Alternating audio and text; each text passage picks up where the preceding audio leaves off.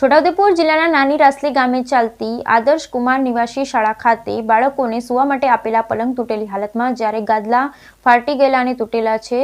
છેલ્લા 3 વર્ષથી સરકાર દ્વારા ગાદલા આપવામાં આવ્યા નથી.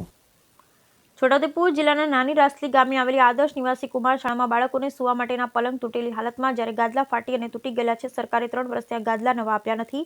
આદિવાસી વિસ્તારમાં બાળકોને રહેવા જમવાની સુવિધાવાળી આદર્શ નિવાસી શાળા સરકાર દ્વારા ખોલવામાં આવી, જેમાં તમામ સુવિધાઓ બાળકોને આદિજાતિ વિભાગ દ્વારા પૂરી પાડવાની હોય. છોટાઉદેપુર જિલ્લામાં ચાલતી આદર્શ નિવાસી શાળામાં આદિવાસી બાળકો માટે સરકાર ટ્રાઇબલ વિભાગમાં કરોડો રૂપિયાની ગ્રાન્ટ શિક્ષણ પાછળ અને હોસ્ટેલ માટે ફાળવે છે, જેમાંથી બાળકોને સારી સુવિધા જિલ્લા મથક પર બેસતા અધિકારીઓ આયોજન કરવાનું હોય.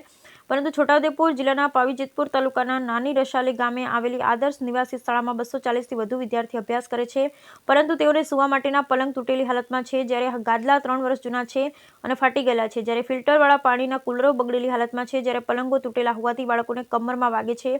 હાલ ઠંડીની સિઝન છે, બાળકોને ગરમ પાણીની સુવિધા નથી, ઓઢવા માટે રજાઈ આપવામાં આવી નથી.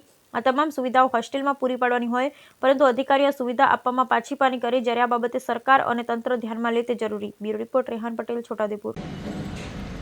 છોટાઉદેપુર જિલ્લાના પાવીજેતપુર તાલુકાના નાની રાસલી ગામે આવેલી આદર્શ નિવાસી કુમાર છાત્રાલયમાં, જ્યાં આદિજાતિ વિભાગ દ્વારા સંચાલિત આશ્રમ શાળા આવેલી છે, જેમાં રહેવા જમવા માટે આદિવાસી બાળકો માટે સુવિધાઓ આપવાની થતી હોય છે. પરંતુ અમે ટૂંક સમય પહેલાં જ્યારે પૂર્વ વિરોધ પક્ષના નેતા ગુજરાત વિધાનસભા સુખરામભાઈ રાઠવા સાહેબ સાથે અમારી ટીમ દ્વારા તપાસ કરી, ત્યારે પણ જે બાળકોને રહેવાની જમવાની વ્યવસ્થા હતી એ એકદમ કથળેલી હાલતમાં હતી.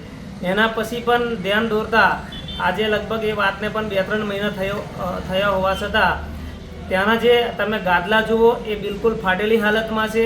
ત્યાંના જે બાળકોને સૂવા માટેના પલંગ હોય એ પણ તૂટેલી હાલતમાં છે.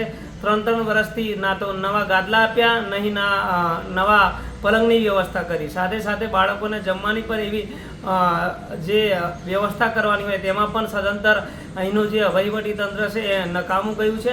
અત્યારે પણ ત્યાંના આદિજાતિ 250 જેટલા બાળકો જ્યાં રહેશે એમને ખરેખર શિયાળાનો સમય આવી રહ્યો છે અને રહેવા માટે, સૂવા માટે, પાથરવા માટે જે